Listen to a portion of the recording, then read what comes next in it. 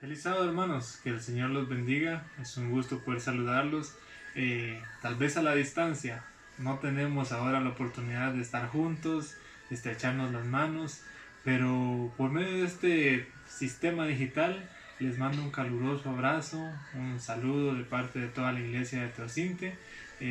Hacemos el esfuerzo por hacer estos videos para que ustedes puedan tener un poco más, le den un poco más de sabor a nuestros cultos virtuales. Tal vez escuchen algún ruido en el fondo, ya saben de que estamos en nuestras casas confinados, pero todo sea para la honra y gloria del Señor.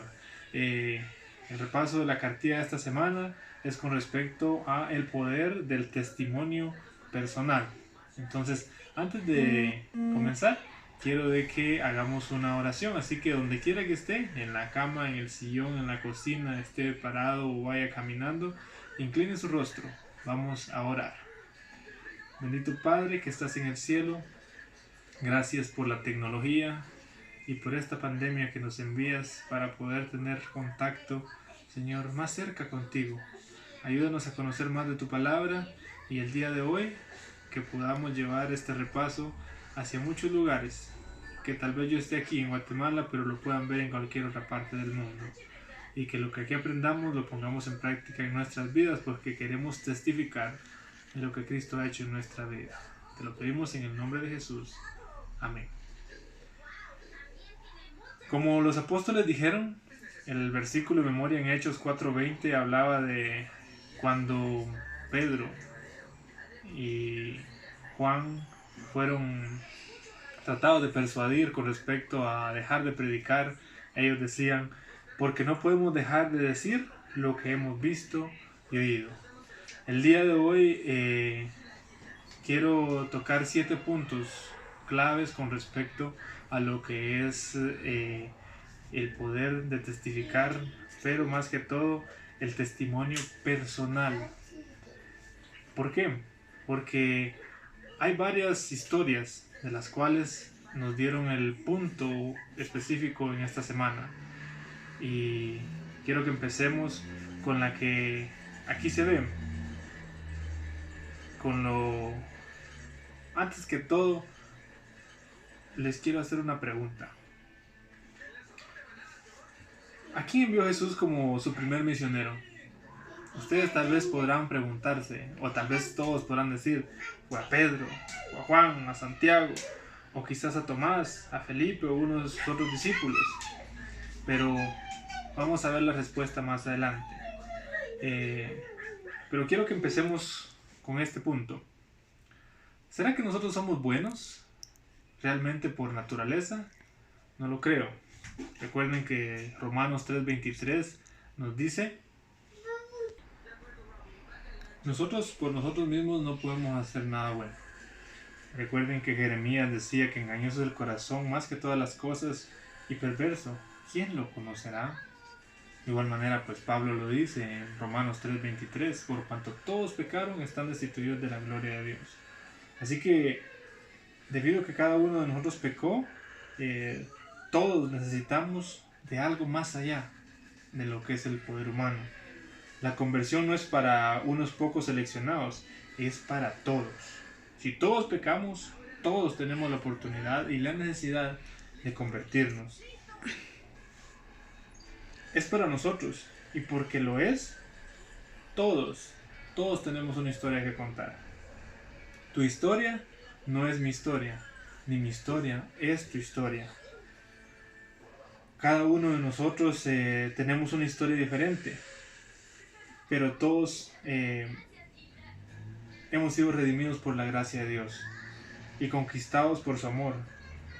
Cada uno de nosotros tiene un testimonio personal que presentar, y eso es lo que vamos a tratar en esta semana, en el repaso de esta semana. Mientras tanto, no sé si ustedes pensaron en la pregunta que les hice. ¿Quién fue el primer misionero que Cristo Jesús envió? Les mencionaba, puede ser de que fue Pedro, Santiago, Juan, no sé. Pero la respuesta es algo sorprendente. El primer misionero que Cristo mandó fue aquel hombre que había sido poseído por muchos demonios, ahora transformado por su gracia. Entonces esa historia la encontramos en Marcos 5, 18 al 20. Vamos a hacer un hincapié en esta historia porque es una historia muy importante. Uno de los 7 puntos es este y es el más extenso, en donde ustedes ya conocen la historia. Marcos 5 relata de que había un hombre en la ciudad de Decápolis. Recuerden de que Decápolis eran 10 ciudades que estaban unidas como una sola. Entonces ahí se encontraba un endemoniado que lo primero cuando llega ante Jesús le pregunta que cuál es su nombre y él dice Legión. Es muy interesante darnos cuenta de que Legión es la unidad individual más grande del ejército romano. ¿Saben ustedes cuántos soldados consistía una legión? Pues el historiador romano que ha escrito la arqueología y el estudio de la Biblia cuenta de que según los estudios consistía alrededor de 6,000 soldados. Entonces estamos hablando de que una legión es un término de muchos demonios. Este número es vasto y enorme. Pero Jesús nunca perdió una batalla. Las fuerzas demoníacas intentaron siempre botar el trabajo de Jesús, pero hasta los demonios se rindieron ante el poder de Jesús. Sin importar cuántos hubieran o cuán grande fuera el número de demonios, Cristo siempre los venció. Cristo es nuestro Señor todopoderoso y victorioso. Los demonios no son competencia para su gran poder. Por eso les decía al principio, nosotros no podemos solos. Es Cristo el que puede en nosotros. Y desde ahí empieza la testificación personal. Y más adelante vamos a culminar con el testimonio de Pablo para que vean ustedes hacia dónde va esto. El Evangelio de Marcos registra que el hombre anteriormente, poseído por los demonios, después Jesús viene y hace el milagro de expulsar esos demonios y los envía a un hato de cerdos. Los demonios se van a los cerdos y los cerdos son tirados al mar. Y eso genera una gran controversia. El punto aquí es de que el hombre al ser sanado, al ser liberado de esos demonios, inmediatamente hay un cambio en su vida. Y si ustedes van a Marcos, van a encontrar precisamente en el capítulo 5, versículo 18, que dice que este hombre le rogaba a Jesús que le permitiese entrar en el bote y viajar con él. Escuchen la palabra, rogaba. No es solamente le dijo, sino que rogar implica más allá de un deseo apasionado, una súplica, una imploración, de decirle al Señor, llévame contigo. Es una emoción tan grande, pero con intensidad. Pero la respuesta de Jesús es tan sorprendente como la conversión del mismo endemoniado. Jesús sabía que este endemoniado convertido y transformado podría hacer más en esa región que lo que Jesús había hecho. ¿Por qué? Si ustedes siguen leyendo el relato en Marcos 5, después de que los cerdos se cayeron al mar, echaron a Jesús de ese lugar. Porque decían que se llenaron de mucho temor y decían, ¿quién es este? Le tenemos miedo por lo que está haciendo. Entonces él sabía en su gran, magnífica sabiduría, omnipotencia y sapiencia de que el Evangelio no iba a ser recibido de una manera muy aceptable en ese momento. Así que vean lo inteligente que fue Cristo. Le dijo a ese hombre que era de esa misma ciudad, ve, le dijo, cuenta lo que ha pasado contigo, a tu familia y a los tuyos. Y el hombre dice, y se fue y comenzó a publicar en Decápolis cuán grandes cosas Jesús había hecho con él. ¿Cómo se le llama eso? Testificación personal. Él no tuvo la oportunidad de los apóstoles. Él no tuvo la oportunidad de haber estado con Jesús y escuchar sus sermones día tras día. Y aquí en este punto hay una verdad que no debe pasarse en alto. Porque a pesar de que este hombre no estuvo con Jesús día y noche, a pesar de que este hombre no vio los milagros que Jesús hizo, él pudo tener la oportunidad del ingrediente indispensable para testificar. ¿Saben cuál es? El ingrediente más indispensable es tener una vida cambiada. Porque este hombre, después de lo que era, vino a ser un hombre diferente. Si ustedes leen el relato, dice que después se encontraba sentado, sano, en su sano juicio y vestido incluso.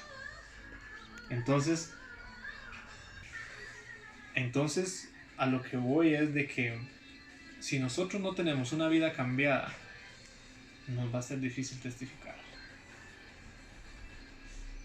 Si vemos nosotros aquí lo que la cartilla nos trae, viene diciendo, habla de que lo que será más eficaz es el testimonio de nuestra propia experiencia. Somos testigos de Dios mientras revelamos en nosotros mismos la obra de un poder divino. Eso lo dice el Espíritu de Profecía en el Deseado de todas las gentes, página 318. Ese es el primer punto que quería que tocáramos. Y vamos a apresurarnos un poco para no hacerlo tan extenso, pero que ustedes sientan realmente el resumen de lo que fue esta semana. El número 2, en el día lunes, vemos a otras dos personas proclamando a un Cristo resucitado. Son las dos Marías que experimentan una transformación en la tumba. En Mateo 28, 6 al 7 el registro dice: entonces ellas saliendo del sepulcro, con temor y gran gozo, fueron corriendo a dar las nuevas a sus discípulos. Dense cuenta, ellas fueron a testificar de lo que había pasado. Ustedes leyeron la historia. Jesús, a pesar de que les dijo una y otra vez lo que iba a pasar, los discípulos aún estaban incrédulos. Y eso me trae a mí una reflexión de que aún los discípulos que estuvieron con él les costó creer. Pero más adelante vamos a ver una partecita con respecto a Pedro. Entonces,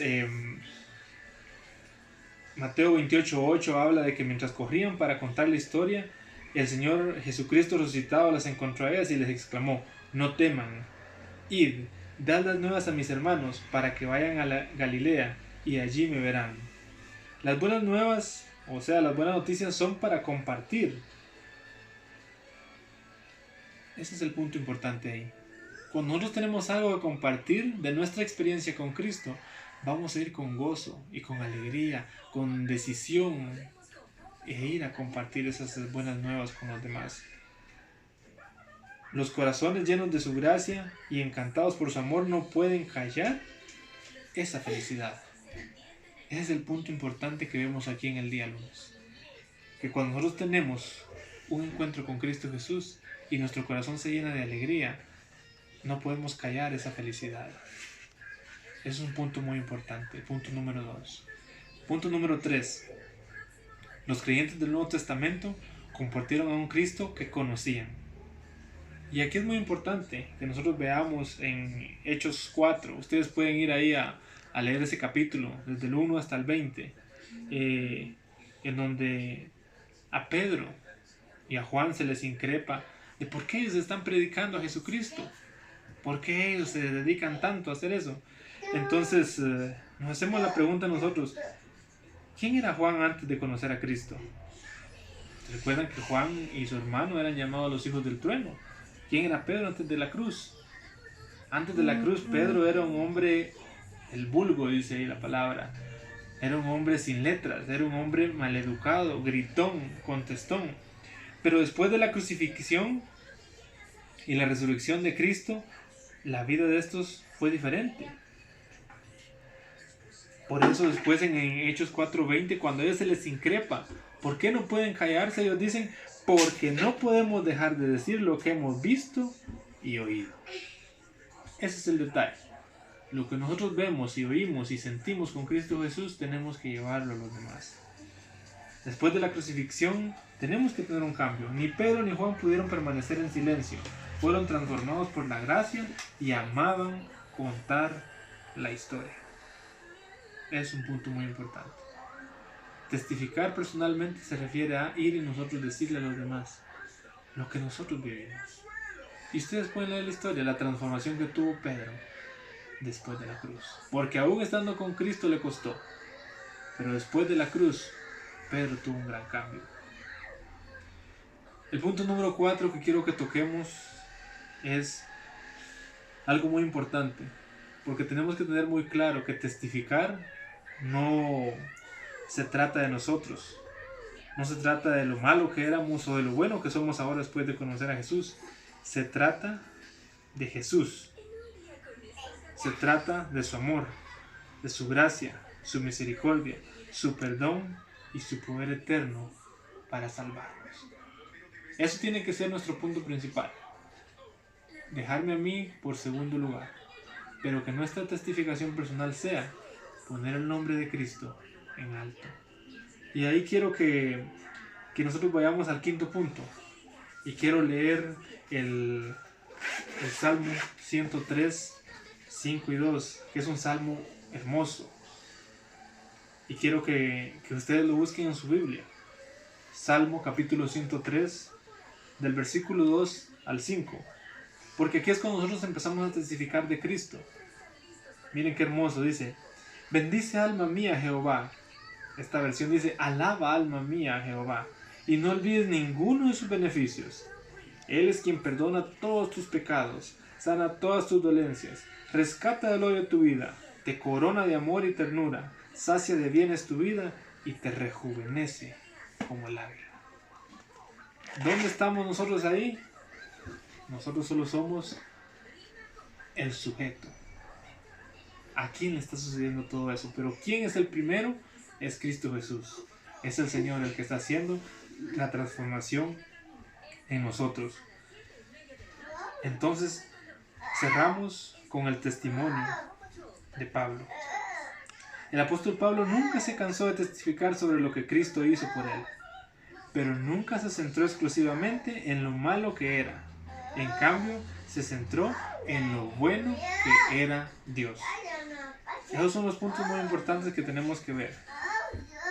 Observemos cómo el apóstol Pablo, si nosotros vamos a Hechos 26, del 1 al 28, vamos a encontrar toda la historia de lo que pasó con el rey Agripa.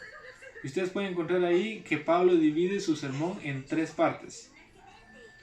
Su vida antes de conocer a Cristo, cómo conoció a Cristo y su vida después de encontrarse con Cristo. Esas son 3 partes que él refleja ahí.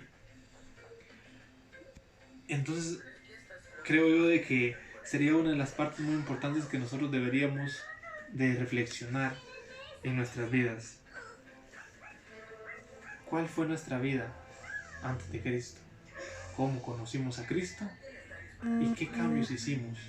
¿O qué cambios hubo en nuestra vida después de que conocimos a Cristo? Para culminar, hermanos, quiero que ustedes se hagan... Primero quiero que reflexionen en esto. Esta frase me gustó mucho. Solo el cristianismo genuino y auténtico puede captar la atención de esta generación. Esta generación en la que vivimos, solo el cristianismo auténtico la puede captar su atención. Y a menos que hayamos tenido una experiencia personal y real con Jesús, nuestro testimonio caerá en oídos sordos. No podemos compartir a un Cristo que no conocemos. Esa es la verdad, hermanos. Duele, sí, porque a mí me duele. A mí me cuesta eso todavía. Pero tengo que empezar yo con respecto a esto. Por eso veo aquí de que a mí me está tirando esto muy fuerte. Y quiero compartir esta frase del deseado de todas las gentes en la página 782, que dice de la siguiente manera: el maravilloso amor de Cristo enternecerá y subyugará los corazones cuando la simple exposición de las doctrinas no lograría nada. Hoy en día nos encontramos con personas que a la doctrina le huyen. Entonces, pidámosle a Dios que nos ayude a poder darles un testimonio personal, el cual va a ser más poderoso, porque el amor de Cristo subyugará esos corazones. Y ya para finalizar, quiero que ustedes, hermanos, que todos nosotros, todos los que estamos estudiando esta cartilla, nos hagamos estas 3 preguntas. La respuesta analícela usted. ¿Cómo era mi vida antes de conocer a Cristo? Respóndase usted mismo. ¿En qué momento de mi vida conocí a Cristo? Respóndase usted mismo. ¿Y qué diferencia ha producido Cristo en mi vida? Esa respuesta será el testimonio personal que usted va a dar. De eso depende, hermano. ¿Cuántas personas hoy en día van a buscar y seguir a Cristo? Porque muchas veces buscamos la doctrina, pero cuando salimos de la iglesia o cuando nos ven en la calle, nuestro testimonio es diferente. Así que vivamos lo que predicamos. Una frase de alguien que una vez dijo es: predica siempre, en donde quiera que vayas, y de vez en cuando di algunas palabras. Eso quiere decir de que nuestra vida tiene que dar mucho testimonio. Que el Señor les bendiga, que tengan un feliz sábado. Tal vez se nos escapó uno que otro punto, pero lo más importante aquí es de que repasemos nuestra lección de escuela sabática y día tras día le sigamos pidiendo a Dios que nos dé las fuerzas para poder testificar personalmente y hacer amigos para Dios. Que el Señor los bendiga y un feliz sábado. Continúen con el programa.